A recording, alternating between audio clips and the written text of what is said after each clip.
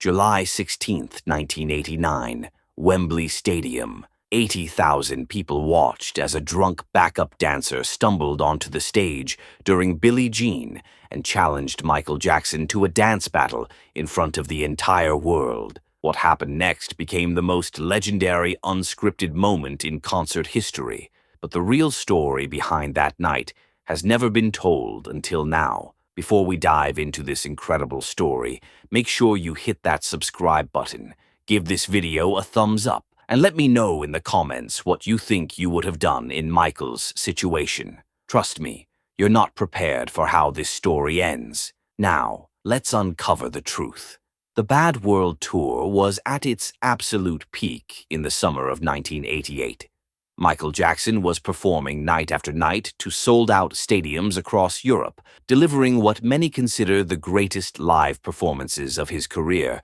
But behind the scenes, tensions were building that would explode on that unforgettable night at Wembley Stadium. It started 3 weeks earlier in Paris. Lavelle Smith Jr., one of Michael's most talented backup dancers, had been acting strange. Lavelle was a phenomenal performer, handpicked by Michael himself for his incredible ability and stage presence. He'd been with the tour since the beginning, earning trust and respect through months of flawless performances. But something had changed in Paris. The crew noticed Lavelle drinking heavily after shows. At first, it seemed like normal tour behavior. The adrenaline after performing for massive crowds needed an outlet. But Lavelle's drinking was different. He was bitter, angry about something that nobody could quite understand. He started making comments about being overshadowed, about deserving more recognition, about proving he was just as good as Michael Jackson himself. Michael tried to reach out. Those who were there remember seeing him pull Lavelle aside for private conversations. Michael had always been protective of his dancers, treating them like family rather than employees. But Lavelle was spiraling into something dark, and Michael's attempts to help only seemed to make things worse. The warning signs were obvious in hindsight. During rehearsals in Munich, Lavelle had started improvising, throwing in moves that weren't part of the choreography. He would extend his solos, sometimes dancing for an extra 30 seconds, while Michael waited patiently for him to return to the planned routine. The other dancers were nervous, but Michael kept giving Lavelle chances, hoping his friend would work through whatever was troubling him. By the time they reached London, Lavelle was barely holding it together. The night before the Wembley performance, hotel staff found him in the lobby bar at 4 a.m., completely intoxicated, ranting to anyone who would listen about how he was tired of dancing in someone else's shadow. Security had to escort him to his room, but not before he made a chilling promise that would haunt everyone the next day. Tomorrow night, everyone's going to see who the real dancer is. July 16th. Dawn, gray and drizzling. Typical London weather that matched the mood of Michael's crew. During the afternoon sound check, Lavelle seemed different, calmer, but with an unsettling confidence that worried everyone who knew him well.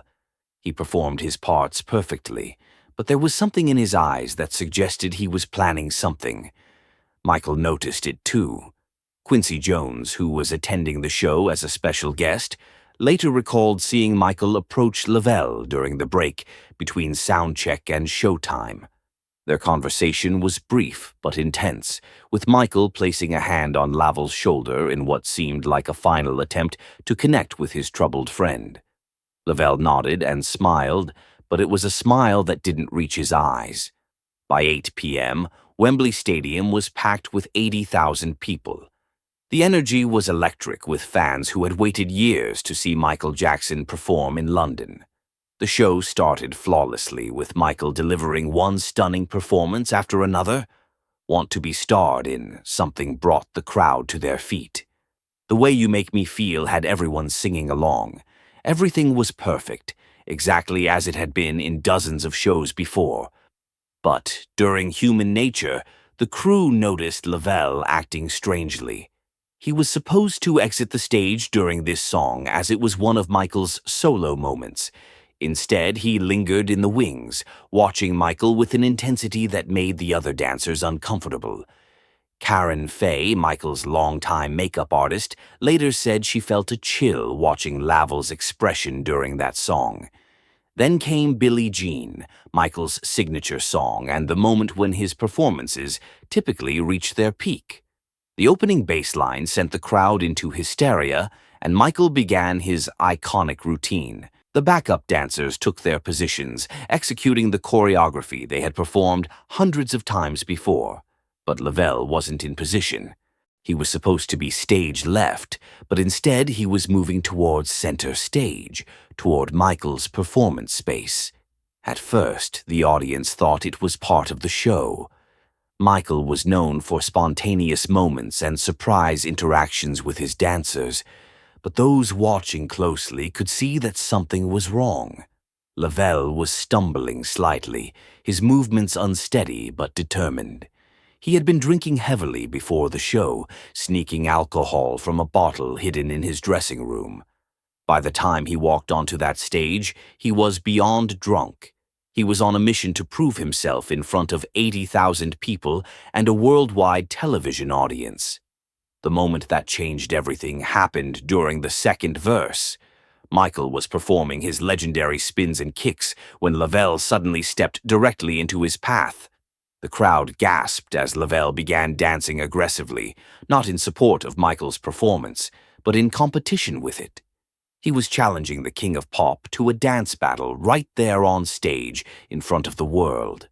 For a few seconds, Michael didn't understand what was happening. He continued his routine, tried to work around Lavelle's unexpected presence. But Lavelle wasn't backing down. He matched every move Michael made, then added his own flourishes, trying to outshine the star he was supposed to be supporting. The other dancers froze, unsure whether to intervene or continue the show. That's when Michael Jackson did something that proved why he was truly the king of pop. Instead of having Lavelle removed by security, instead of stopping the show or losing his composure, Michael smiled. He looked at Lavelle, looked at the confused crowd, and then did something extraordinary. He embraced the challenge. What happened next was pure magic. Michael began to dance with Lavelle, but not against him. He elevated the moment into something spectacular. He turned what could have been a disaster into an impromptu duet that showcased both performers' incredible abilities. Michael led, Lavelle followed, and together they created something that had never been planned, but was absolutely mesmerizing. The crowd didn't know they were witnessing a crisis being transformed into artistry. They saw Michael Jackson with his legendary grace and professionalism turning an unexpected moment into part of the show. Michael spun. Lavelle copied the spin but added a jump. Michael kicked. Lavelle kicked higher. Instead of a confrontation, it became a celebration of dance itself. But Michael was doing more than just salvaging the performance. He was saving Lavelle's career and possibly his life. By embracing the challenge instead of rejecting it, Michael gave Lavelle the recognition he was desperately seeking while maintaining control of the situation. It was an act of incredible compassion disguised as entertainment. The musical climax arrived, and Michael knew he needed to end this gracefully. As the song reached its peak, he executed a perfect moonwalk, sliding backward while maintaining eye contact with Lavelle. It was a clear signal. This was still Michael's show, but Lavelle had been heard. Lavelle understood. He stopped dancing, took a bow, and walked off stage to thunderous applause. The crowd erupted. They had just witnessed something they knew was special, even if they didn't understand exactly what had happened. Michael finished Billie Jean alone as it was supposed to be performed, but the energy in the stadium had changed. Everyone knew they had seen something unrehearsable, something that could never happen again. Backstage was chaos. Tour managers were furious. Security was confused about why they hadn't been called to remove Lavelle. The other dancers were in shock, but Michael was calm. He found Lavelle in his dressing room, sat down beside him, and had a conversation that lasted until well after midnight. Nobody knows exactly what Michael said to Lavelle that night, but the transformation was immediate and permanent. Lavelle never drank before a show again.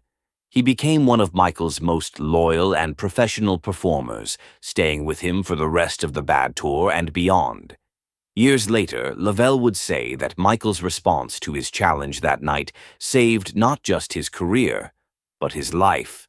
The footage of that night became legendary among Michael Jackson fans, though the full story was never revealed until decades later. Bootleg recordings circulated showing the unexpected duet, with fans debating whether it was planned or spontaneous. Michael never publicly discussed the incident, protecting Lavelle's reputation and privacy, even as speculation grew. What made Michael's response so incredible wasn't just his dancing ability. It was his emotional intelligence and leadership under pressure. In a moment when any other performer might have panicked, called for help, or stopped the show, Michael chose to transform crisis into art. He saw a troubled friend crying out for recognition and found a way to give him that recognition without destroying the show or embarrassing anyone involved. The other dancers never forgot what they witnessed that night. They saw their leader handle an impossible situation with grace, creativity, and compassion. It became a defining moment for the entire tour, proving that Michael Jackson wasn't just an incredible performer. He was an extraordinary human being who could turn even the most difficult challenges into moments of beauty. The incident also revealed the intense pressure that backup dancers faced on Michael's tours. They were performing alongside the greatest entertainer in history, often feeling invisible despite their crucial contributions to the show. Michael's response to Lavelle's challenge led to changes in how he interacted with his dancers, ensuring they felt valued and recognized for their artistry. In the years that followed, Lavelle Smith Jr. became one of the most respected choreographers and dancers in the industry. He worked with Janet Jackson, Usher, and numerous other major artists. But he never forgot the night Michael Jackson could have destroyed his career with a single word to security, and instead chose to save it with understanding and grace. The 1988 Wembley performance became one of the most bootlegged concerts in history, partly because of this legendary unscripted moment. Fans were there still talk about the electricity in the air, the sense that they had witnessed something unrepeatable. Many say it was the greatest live performance they ever saw, not just because of Michael's plan artistry, but because of his spontaneous humanity. Michael Jackson proved that night that true greatness isn't just about talent or preparation. It's about how you respond when everything goes wrong. He showed that a real king doesn't crush challenges to his authority. He transforms them into opportunities to demonstrate why he deserves that authority in the first place. The drunk backup dancer who challenged Michael Jackson that night thought he was going to prove he was just as good as the king of pop. Instead, he helped prove that Michael Jackson was even greater than anyone had imagined, not just as a performer, but as a leader, a friend, and a human being who could turn even the most difficult moments into magic.